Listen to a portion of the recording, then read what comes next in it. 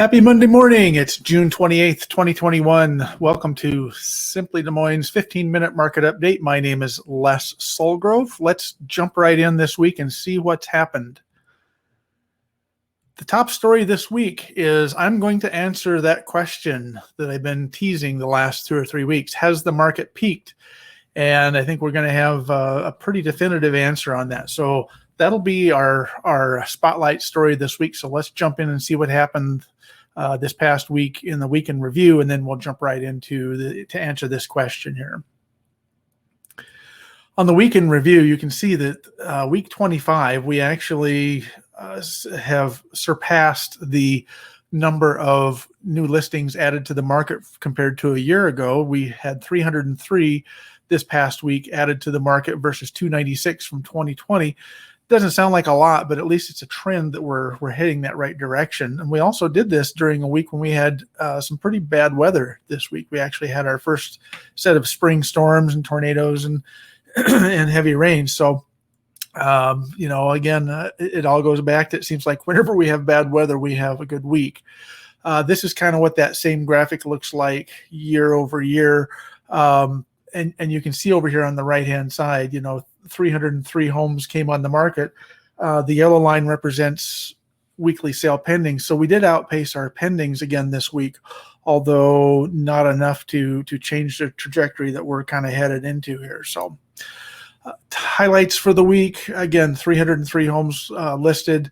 We're almost halfway to 8,000 closed sales, which should happen here in the next week to 2 weeks at the longest point out, because we have end of month coming up here. We'll have a whole slug of closings here that are happening in this next week. So this number will rise very, very quickly.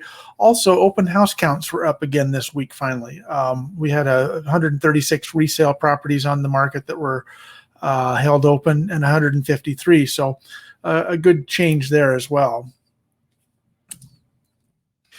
So the question this week, is it real? Is it, have we really, is it time to call the market has peaked? And I think that answer is going to be pretty much a yes at this point.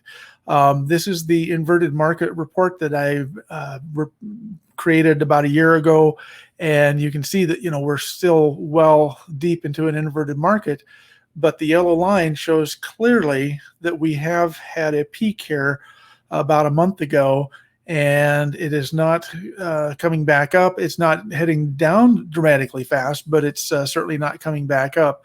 But the other side of the coin here is you can see that the homes for sale counts are on the rise here. And we're going to look a little bit closer at that here in a minute when we get into breaking this down by single family resale and single family new construction. So let's look at this sale pending graphic here going back to 2019. This just kind of gives you an idea of where the market goes every year. And in the last 2 years, we've had a pretty good rise in sale pendings. 2019 was a good year. Then 2020, there's where COVID hit, that little dip.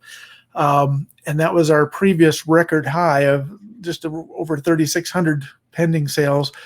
And 2021, we've hit actually 4,600 pending sales here. And 4,598, that was 34 days ago, was the last time we were at our high. And as of yesterday, we were at 4,341. So, we've gone 30 days, beyond 30 days without rising again. And so therefore, I feel very confident at this point, at least in saying that this market has peaked. That's not to say that we won't see it rise again. It's just this year is so strange with everybody going on vacation for the first time in 12 to 15 months. And, the question is this peak artificial, or is this just going to be our normal for this year? So we could still see a rise if we get everybody back from vacation and we start to see business pick back up a little bit. But we are for certain still well ahead of last year. So overlaying the for sale counts here from 2019, you can see that typically our inventory, this is our last normal year, 2019, we would normally rise until about early fall, at which point then our inventory level would drop. Well, we've just been on pretty much a steady drop all the way through 2020. and into the first 5 months or so of 2021. So here's our recovery of listing counts. And what's really interesting here is you can see it's really choppy here. So it's like almost like the market is just trying to catch up. It's trying to catch. And if you imagine an engine that's trying to catch, it's just sitting there chugging, trying to get caught up. And we are starting to see a little bit of a rise there. So this is for all properties, 2019 to date. Let's look at the single family resale. This is the same graphic, except it's just single family resale now. Again, we saw the rise of last year, 2020, and then 2021. But what you're seeing here is single family resale. And let me just back this slide up for a second. You can see that it's not curving very much overall, but when we go into 2021 with the single family resale only, you can see that it's the single family homes are our bread and butter of our market. The majority of what we sell has certainly started to rise. At one point we only had close to 500. I think 515 was our all-time low, and we're up around 600-700 now. Single family homes on the market, which is really, really good. And again, you can see that the peak dramatically happened here on their sale pendings in that particular category. So I'll look at one more slide here this week.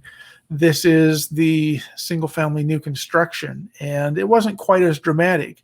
So again, we go back, you can see we had in single family, we had this nice large rise and then a kind of a steady fall.